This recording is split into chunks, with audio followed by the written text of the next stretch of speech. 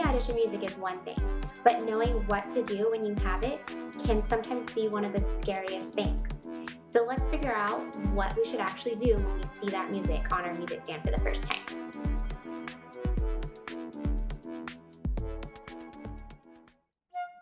So how do we actually approach these etudes once we get them on our music stand in front of us?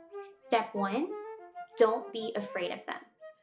It can be slightly terrifying looking at a piece of audition music for the first time and thinking to yourself, oh my gosh, I'm supposed to know how to play all of this in a matter of weeks or months or whatever your timeline might be. And it can really be a scary thing. Some of the most common comments I've heard from students that first get their music is, oh my gosh, I'm never gonna learn this in time. Or this is way too hard for me, I can't do this. So what you can do when you get that music and you start having those thoughts racing through your head is to tell yourself, number 1, yes, it is hard. And yes, I probably can't do it right this second. But guess what? I'm gonna practice and I'm gonna learn the music and I'm gonna be able to play this down the road and I'm gonna be laughing at myself later on for thinking that I could never do it. Step 2. One of the common mistakes that I see is a student will have 3 etudes or maybe even more, and they know that they've got to learn all 3 of these by this time.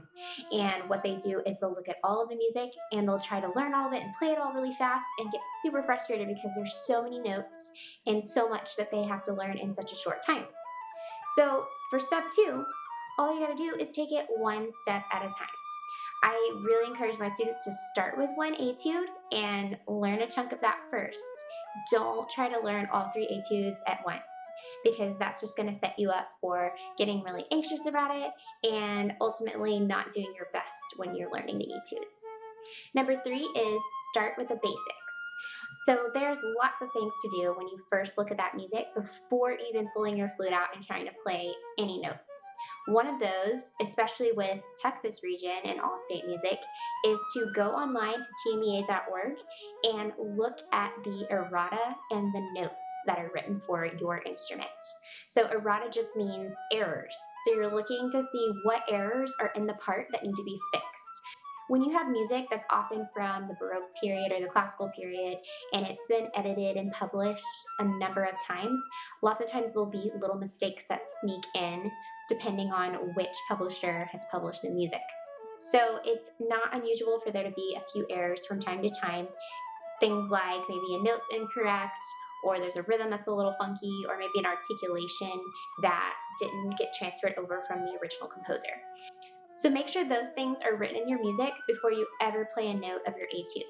Other big things to look at before you start playing are key signatures, time signatures, accidentals. I am a big fan of marking up my music. One of the first things I'll do before even playing is look through, mark any tempo changes, any time signature changes, look at really funky accidentals, and make sure that I've got everything circled or even color-coded so that I can be set up for success before I even play the first note. Another thing that's important is style. So knowing how the piece of music is supposed to sound is really important. The way you can figure out the style of an etude is to look at those Italian words that are written throughout your piece and figuring out what do those words actually mean, because those are literally telling you how to play the piece. And again, TMEA has made this really nice. You just go to the website and look up your instrument, and underneath the errata section, there are all of the Italian terms listed that are on that etude. If you go in at the very beginning and write in those definitions and mark up your music to help yourself, you're going to be already one step ahead of the game when it comes to learning these etudes. My last tip is to listen to a reliable recording.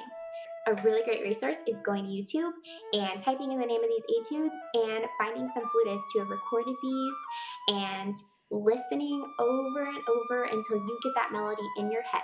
If you go to YouTube, you can find the 2020-21 TMEA All-State Flute Etudes that I had recorded for you.